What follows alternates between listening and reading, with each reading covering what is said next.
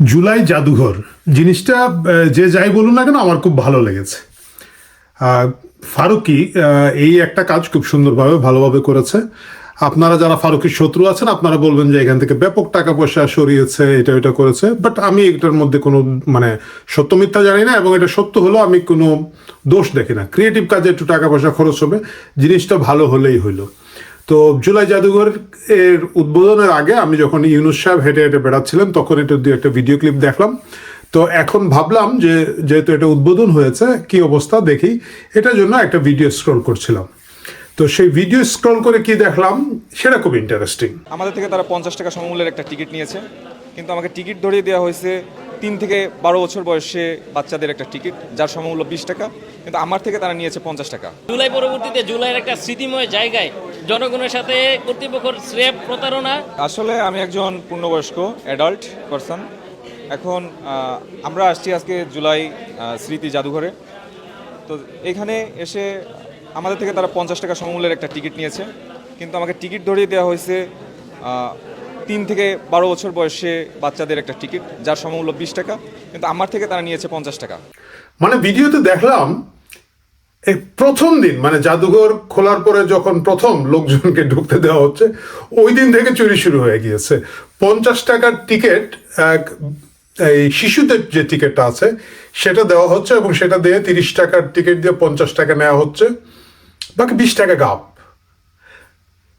আপনারা যারা মানে অঙ্কে ভালো বা যারা ধরেন ছোটবেলা ঐকিক নিয়মে অঙ্ক করেছেন তারা একটু হিসাব করে দেখেন যে 50 টাকার মধ্যে যদি 20 টাকা গাপ হয় তাহলে 100 টাকায় কত পার্সেন্ট চুরি হচ্ছে।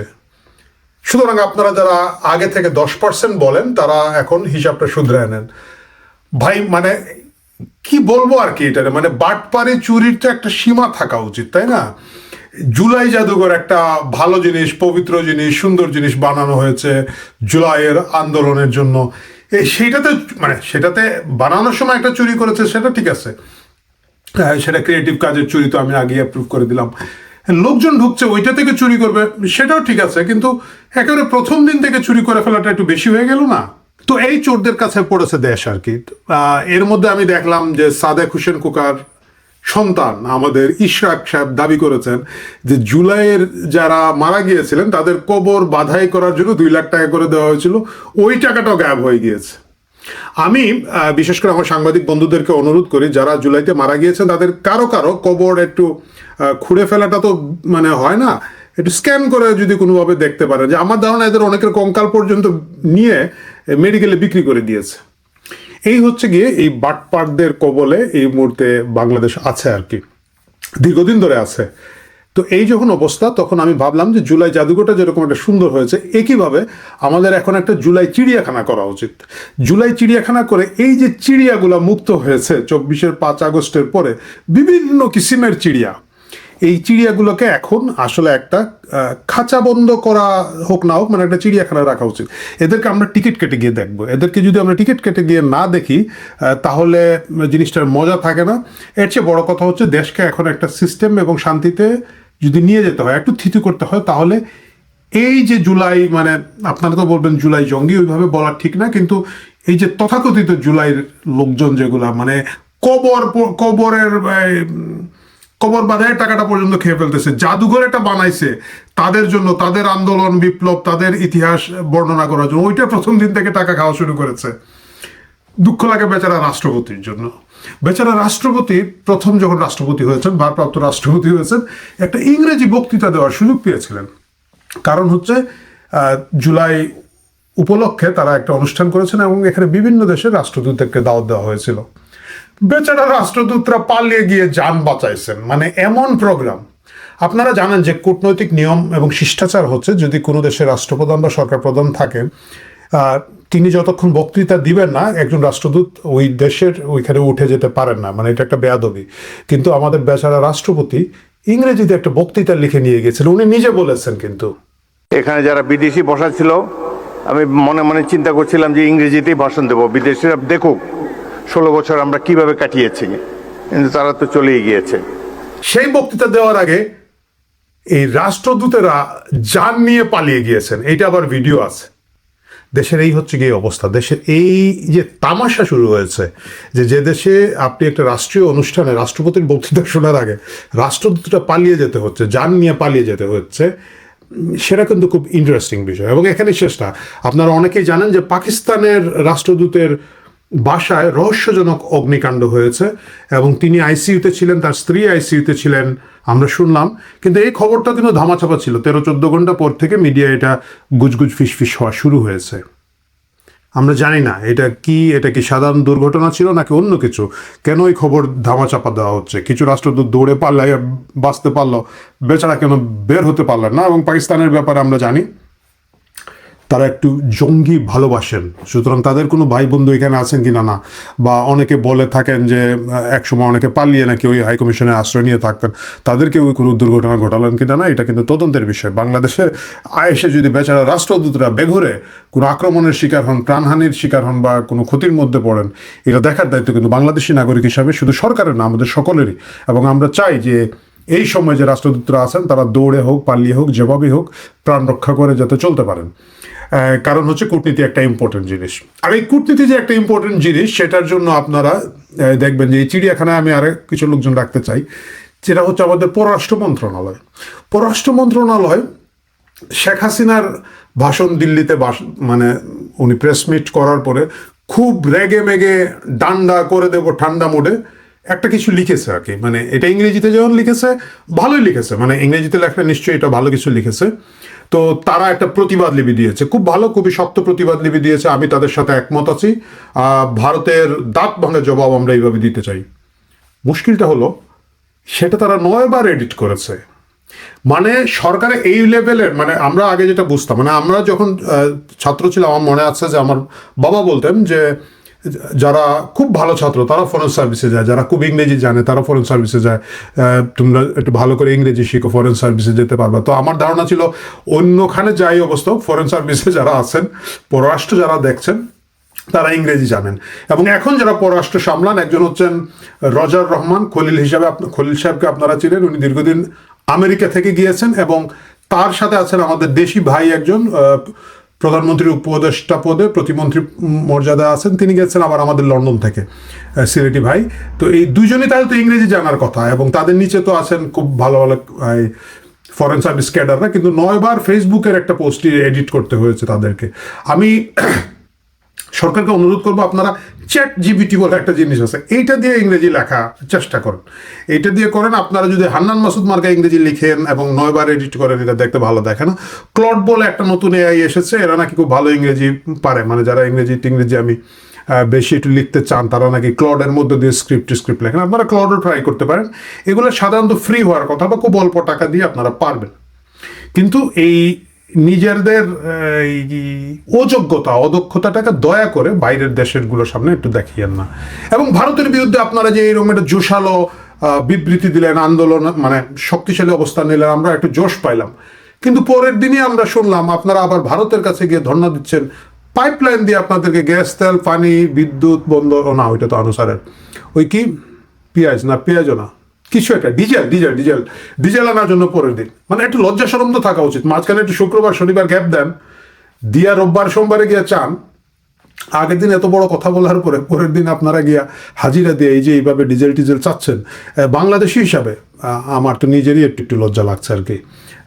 এখন এই যখন অবস্থা, প্রিয় দর্শক, আমার কাছে মনে হয় এই টোটাল কিসিমটাকে নিয়ে আমাদের আসলে একটা জাদুঘর তো না, চিড়িয়াখানা, কারণ এগুলো তো লাইভ জিনিসপত্র, নাহলে আপনি বুঝবেন না। যেমন ধরুন সেদিনের ঘটনা আমি বলি, আমি হঠাৎ করে শুনলাম যে একজন আমার বন্ধু বললো, আমরা এক জায়গায় আড্ডা মারছিলাম, এই বেগম রোকেয়া বিশ্ববিদ্যালয়ে তো ছাত্রদলকে শিবিরে পিটাচ্ছে। তখন বেগম রোকেয়ার নামে এখনো বিশ্ববিদ্যালয় আছে? ইউনুস না বেগম রোকেয়া নাম শুনলেই বা মহিলাদের নাম শুনলেই খুব বিরক্ত হইতো, তুই শিওর এটা বেগম রোকেয়া নামে আছে? বলে হ্যাঁ আছে রংপুরে। এবং শিবির খুব ভালোভাবে ছাত্রদলকে পেটাচ্ছে, তাদের নেতা টেতা আসছে এবং এটা নিয়ে তারা খুব উল্লাস করছে। আচ্ছা ঠিক আছে, ভাইয়ে মারামারি হইতেই পারে। পরের দিন করতেছে যে এই শুনছো, জগন্নাথে ছাত্রদল আবার শিবিরে পিটাচ্ছে। একটু পরে শুনি আলিয়া মাদ্রাসায় কে যেন কারো পিটাচ্ছে। মানে ব্যাপক তারপর শুনি তিতুমির কলেজ থেকে একটা দৌড় দিছে। এমন কে কারে দৌড়াচ্ছে বলে, না শিবির নিজেই টি শার্ট পরে দৌড়াচ্ছে। এই হচ্ছে অবস্থা ক্যাম্পাসগুলোতে, কে কারে পিটাচ্ছে কেউ কিছু জানে না।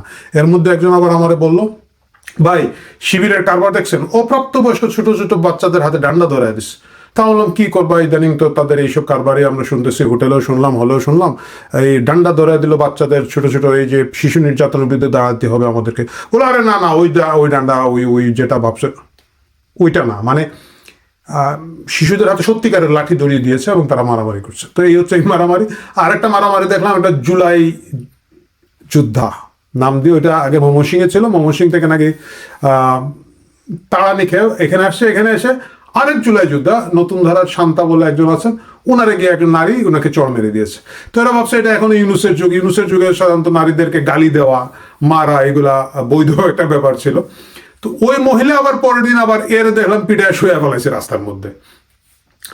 তো শুয়াইছিস ভালো কথা, কিন্তু ওই মহিলা নিজেও আহত হচ্ছে। আবার তুই বাবা সরকারি হসপিটালে গেছে কেন? সরকারি হসপিটালে গেছে, এ আবার তার সন্ত্রাসীদেরকে নিয়ে গিয়ে আবার এদেরকে মারছে। এবং অবভিয়াসলি শেষ পর্যন্ত উদ্ধারকারী জাহাজ হামজা, সরি এই তারেক রহমানের পুলিশ এসে ওই মহিলাকে ধরে নিয়ে গেছে, গিয়ে এখন গ্রেফতার আছে। প্রিয় দর্শক, ফান যতই করে না কেন, বাস্তবতা হচ্ছে বাংলাদেশের অবস্থা এখন এইরকমই একটা বিশৃঙ্খল, বিচ্ছিন্ন, বিশ্রী অবস্থা আছে। তেল, গ্যাস, পানি, বিদ্যুৎ আপনারা কে কি পান না পান জানি না। আমরা যারা প্রবাসে আছি, আমরা যেহেতু ভালো পাই, আপনাদের এই ব্যথা, এই কষ্টটা আমরা ফেসবুকে স্ক্রল করে দেখা ছাড়া এর বাইরে বুঝতে পারবো না। কিন্তু বাস্তবতা হচ্ছে এই যে জঙ্গিপনা, এই যে উন্মাদনা, এই যে অযোগ্যতা, এই যে অদক্ষতা, এই যে একটা ইংরেজি প্রেস রিলিজ 9 বার কারেক্ট করা, এই যে রাষ্ট্রদূতদের পালিয়ে যাওয়ার অবস্থা, এইভাবে একটা দেশ চলতে পারে না। এবং এইভাবে একটা দেশ চলতে পারে না বলে এই যে সো কোল্ড জুলাই নিয়ে টানাটানি, ও এখন তো আবার জুলাইয়ের মেটিকুলাস না, এখন আরেকটা কি একটা বাড়িছে, তারেক রহমান নিজে হয়ে গেছে জুলাইয়ের ঘোষক, সম্ভবত জুলাইয়ের ঘোষক হয়েছেন তারেক রহমান। এখন উল্টা দিকে আবার জামাতের আছে নাহিদ ইসলাম। এই যে একটা তাণ্ডব চলছে, এই তাণ্ডবটা সুখে শান্তিতে থাকলে দেখতে মজা লাগে, কিন্তু আসলে সুখে শান্তিতে আমরা কেউ নাই। আমি এই বিদ্যুৎ টিদ্যুৎ এইগুলোর কথার বাইরেও যেটা বলতে চাচ্ছি, আপনারা দেখবেন যে লেখাপড়ার অবস্থা খুব খারাপ। দেখলাম মাত্র একটা শিশুরা মিলে হেড স্যারের মোটরসাইকেল পুড়িয়ে দিচ্ছে। তারপরে ধরেন আমি ডেইলি স্টারে গত পরশু দিন একটা খবর দেখলাম, বা এর আগের দিন সম্ভবত, বাংলাদেশে শুধু আশুলিয়া গাজীপুর বেল্টে যে পরিমাণ কারখানা বন্ধ হয়েছে গত 2 বছরে, 1.5 লক্ষ শ্রমিক বেকার হয়েছেন। 1.5 লক্ষ, মানে 168টা না 70টা কারখানার একটা হিসাব দিয়েছে ডেইলি স্টার। এবং সেটা যদি সত্যি হয়ে থাকে, 1000 করেও যদি আমরা একটা, মানে ওই ফ্যাক্টরিগুলো অনেক বড় হয়, 3-4 হাজার শ্রমিকও থাকে, আমি গড়ে 1000 করে ধরলে 1.5 লক্ষ শ্রমিকের ওইখানের মধ্যে চাকরি নাই, এরা চাকরি পাচ্ছেন না, এরা গ্রামে ফিরে যাচ্ছে। এই যে কর্মসংস্থানের অভাব তৈরি হচ্ছে, এটা সমাজে একটা বিরাট অশান্তি, অস্থিরতা তৈরি করবে। কেন তৈরি করবে? কারণ হচ্ছে মানুষ তো বেকার, মানুষকে তো তার পরিবারকে খাইয়ে পুড়িয়ে বাঁচতে হবে। এরা যখন কাজ পাবে না, শুধু এদের কথা বলছে না, মানে যে কোনো মানুষ যখন কাজ পাবে না, তখন বিভিন্ন ধরনের অপরাধ বাড়তে থাকবে, অশান্তি বাড়তে থাকবে সমাজে। এগুলো অ্যাড্রেস করা দরকার। এগুলো অ্যাড্রেস না করে আপনারা যেভাবে এই তামাশার মধ্য দিয়ে দেশটাকে নিয়ে যাচ্ছেন, তামাশার মধ্যে আছেন, এই তামাশা এখন একটা গুছিয়ে একটা জায়গায় নিয়ে আসেন। আমরা দেখলাম যে জুলাই জাদুঘর যেটা করা হয়েছে, এটা খুব সম্ভবত 43 থেকে 45 বিঘা জায়গার উপরে করা হয়েছে। আমি অনুরোধ করব সরকার এরকম আরেকটা জুলাই চিড়িয়াখানা করেন। এবং এই যে ডিস্টার্বিং এলিমেন্ট সমাজে যারা আছে, ডিস্টার্বিং যেগুলা, এই যে জুলাই নাম করে যে কোনো জিনিস, আমি একটা ভিডিও দেখলাম, রিক্সা চুরি করছে, মারতে গেছে, কয় আমি জুলাই যোদ্ধা। তো এইগুলাকে, তারপরে ধরুন কবরের টাকা খেয়ে ফেলতেছে, জুলাই জাদুঘরের টিকিটের টাকা খেয়ে ফেলতেছে, এই যে লেভেলের খাওয়াই লোকজন, এগুলোর এক জায়গায় রাখেন, সরকারি পয়সায় খাওয়ান, আমরা টিকিট দিয়ে দেখতে যাবো। আবার আপনারা ওইখানেও কিন্তু ইনকাম করতে পারবেন। 50 টাকার টিকিট 30 টাকা নেন, 30 টাকার টিকিট দিয়ে 50 টাকা নেন, উই ডোন্ট মাইন্ড। কিন্তু প্লিজ দেশটাকে একটু গুছিয়ে সিস্টেমেটিক হতে চালানোর চেষ্টা করেন। যদি সেটা না করেন, রাজনীতিতে আপনাদের কি হবে, পরিণতি হবে, এটা নিয়ে আমরা সাধারণ মানুষ খুব একটা ভাবি না। কিন্তু দেশটা খারাপ হওয়ার সাথে সাথে আমরা সাধারণ মানুষ, আমরা যারা দেশে আছেন, যারা পরিবার পরিজন নিয়ে চলতে হয়, সমাজ নিয়ে চলতে হয়, বেঁচে থাকতে হয়, আছেন যারা প্রতিদিন পরিবার পরিজন নিয়ে চলতে হয়, সমাজ নিয়ে চলতে হয়, কিভাবে যাবে সেটা নিয়ে বেঁচে থাকতে হয়, তাদের প্রতিদিন সকালে